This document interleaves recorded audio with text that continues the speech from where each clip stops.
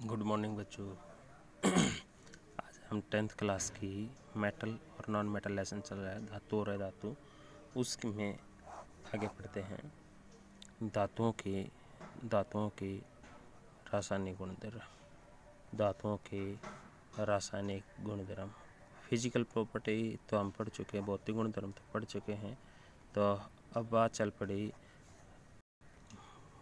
Chemical property की। तो chemical property of metal की केमिकल प्रॉपर्टी के बारे में अध्ययन करेंगे। देखिए, सबसे पहली प्रॉपर्टी है, आपने पढ़ा है क्या कि धातुओं का वायु में दहन कैसे होता है। ठीक है, यानी कंबशन कैसे, कहाँ, कंबशन ऑफ मेटल, यानी सीधी सी बात यहाँ चल पड़ी, दहन करने पर बनता क्या है। किसी भी मेटल को जब कंबशन करते हैं तो इसका मतलब क्या है कि कोई ना कोई मेटल ऑक्साइड बनाती है। तो क्वेश्चन मतलब ये पूछा गया है कि धातुओं का वायु में दहन करने पर क्या होता है, what happen when combustion of metal. तो आंसर क्या रहेगा, जब धातुओं को वायु के साथ गर्म करने पर, धातुओं का दहन करने पर धातु ऑक्साइड बनाते हैं। जब धातुओं का दहन किया जाता है या धातुओं का दहन करने पर धातु ऑक्साइड प्रदान करते हैं। ठीक है, यानी कि metal, when the combustion of metal it produce metal oxide.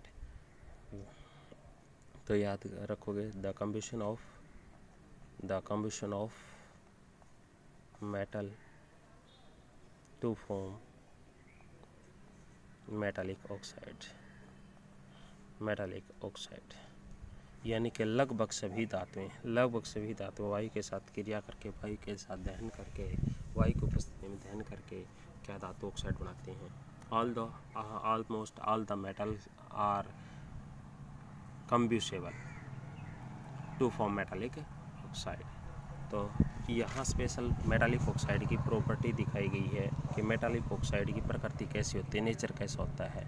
तो जो मेटालिक ऑक्साइड होते हैं, धातु ऑक्साइड जो होते हैं, मेटालिक जो ऑक्साइड होते हैं, तो यानी धातु ऑक्साइड होते हैं, उनकी प्रकृति कैसी होती है, उनका नेचर कैसा होता है। तो पिछली वीडियो में हमने बताया था इनका कैसा होता है। याद रखो, धातु ऑक्साइडों का बेसिक इन नेचर क्या है, बेसिक इन नेचर, यानी कि याद रखना अक्षारीय प्रकृति होती है। कैसी होती है, अक्षारीय।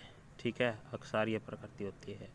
तो अक्षारीय प्रकृति, अब देखिए कैसे पता लगाते हैं। कोई भी मेटल है, मान लो कि एल्यूमिनियम है, तो एल्यूमिनियम ऑक्सीजन के साथ क्रिया करके क्या बनाता है, एल्यूमिनियम ऑक्साइड। ठीक है, आयरन लिया तो आपने पढ़ा है, ये आयरन ऑक्सीजन के साथ क्रिया करके आयरन ऑक्साइड FeO भी बना सकता है, Fe2O3 भी बना सकता है। ठीक है, वैसे ज़्यादातर पानी के साथ क्रिया करने पर बनाता है। मेटल है जैसे सोडियम, तो सोडियम ऑक्सीजन के साथ क्रिया करके क्या बनाता है, सोडियम ऑक्साइड। क्या बनाता है, सोडियम ऑक्साइड। ठीक है, तो अब यानी कि कहने का मतलब क्या हुआ, जितनी भी मेटल हैं, लगभग almost all the metal react with oxygen to form metallic oxide. तो कुछ मेटालिक ऑक्साइडों की प्रकृति जो है, नेचर जो है, वो दोनों होते हैं, एसिडिक भी और बेसिक भी। तो इसलिए इसको क्या बोलते हैं, एम्पोटेरिक कैरेक्टर भी बोलते हैं। क्या बोलते हैं, एम्पोटेरिक कैरेक्टर। अब पूछा गया है एम्पोटेरिक कैरेक्टर होता क्या है, यानी उभयधर्मी। ठीक है, उभयधर्मी। तो उभयधर्मी गुण क्या है, तो इन मेटलों को क्या है, एम्पोटेरिक ऑक्साइड भी बोला जाता है, उभयधर्मी ऑक्साइड भी कहा जाता है। क्यों कहा जाता है, कुछ मेटल जो हैं, कौन कौन सी हैं वो याद रखनी है आपने। एक तो क्या है कि एल्यूमिनियम भाई, ठीक है, एल्यूमिनियम ऑक्साइड। दो हैं ऐसी जो उभयधर्मी ऑक्साइड की प्रकृति शो करते हैं। एक तो है एल्यूमिनियम ऑक्साइड और एक क्या है, जिंक ऑक्साइड। ठीक है, ये अम्ल के साथ भी क्रिया करते हैं, एसिड के साथ भी, और क्या है, बेस के साथ भी। तो कहता है those metallic oxide which react with both metal and non-metal, acid and base. ठीक है, एसिड एंड बेस। तो वे धातु ऑक्साइड जो अम्ल और क्षार दोनों के साथ अभिक्रिया करता हो, तो इस प्रकार के ऑक्साइड, धातु ऑक्साइडों को क्या कहते हैं, उभयधर्मी ऑक्साइड कहा जाता है। क्या कहा जाता है? उभयधर्मी ऑक्साइड। क्या कहा जाता है? उभयधर्मी ऑक्साइड, यानी एम्फोटेरिक ऑक्साइड भी कहा जाता है। ठीक है, उभयधर्मी ऑक्साइड। तो स्पेशली कुछ मेटल हैं जो आयली रिएक्टिव होती हैं, जैसे सोडियम है, पोटासियम है। तो ये आयली रिएक्टिव मेटल हैं, बहुत ज़्यादा रिएक्टिव अभिक्रियाशील धातुएं हैं। इनको खुले में छोड़ने पर, यानी एक्सपोज करने पर ये क्या है, आग पकड़ लेते हैं। इसलिए इनको क्या है, केरोसिन के तेल में, यानी मिट्टी के तेल में डुबो कर रखा जाता है। किसके तेल में? मिट्टी के तेल में। ठीक है, तो डुबो कर रखा जाता है। तो सामान्य तापमान पर, सामान्य नॉर्मल टेम्परेचर के ऊपर ये बताएगा। कुछ ऐसी मेटल हैं नॉर्मल टेम्परेचर पर। सोडियम और पोटासियम तो क्या है, आयली रिएक्टिव। क्या है? Oily reactive. ये तो बहुत ज़्यादा क्रिया करती हैं। ठीक है, इसलिए इनको बचाने के लिए क्या करते हैं, केरोसिन के तेल में, यानी केरोसिन ऑयल में डुबो करके रखा जाता है। ठीक है, दूसरा है एल्यूमिनियम, मैग्नीशियम और क्या है, जिंक। ठीक है, जेडन, और क्या है, सीसा, यानी कि लेड। ठीक है, तो इनकी धातु ऑक्साइड, ठीक है, इनकी कुछ की धातु ऑक्साइड की पतली परत, ठीक है, इन धातुओं की कहते हैं कि जो ये धातु हैं, इन धातुओं की जो ऑक्साइड की परत चढ़ाई जाती है ताकि ऑक्सीडेशन से बचाया जा सके। ठीक है, तो याद रखियो, कॉपर का जो है वो दहन कम्बिशन नहीं होता कॉपर का। ठीक है, कॉपर का दहन नहीं होता, कम्बिशन नहीं होता। लेकिन ये क्या है कि कॉपर के ऊपर कहते हैं कि यदि ऑक्सीजन के साथ क्रिया करते हैं तो कॉपर ऑक्साइड बना लेता है, और ये काले रंग की परत है। ठीक है, यानी ब्लैक कलर की काले रंग की परत चढ़ जाती है भाई, काले रंग की, याद रखना।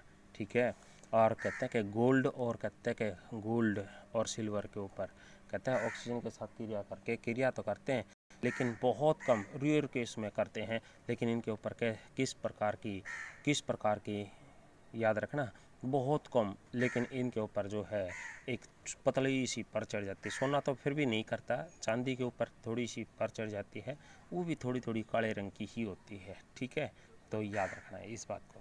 दूसरा है, आपने इतना पढ़ा था पीछे में कि एनोडीकरण क्या है, एनोडाइजिंग। क्या है? एनोडाइजिंग।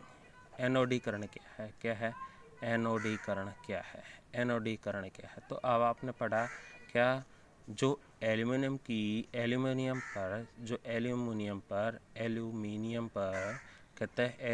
पर मोटी ऑक्साइड की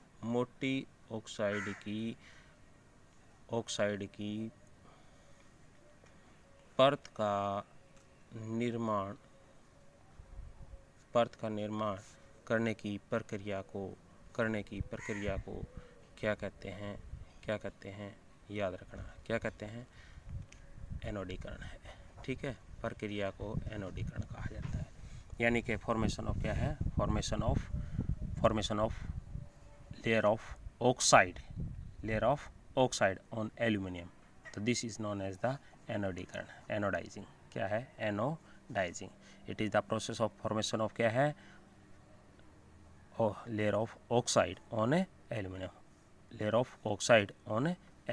तो this is known as the anodising.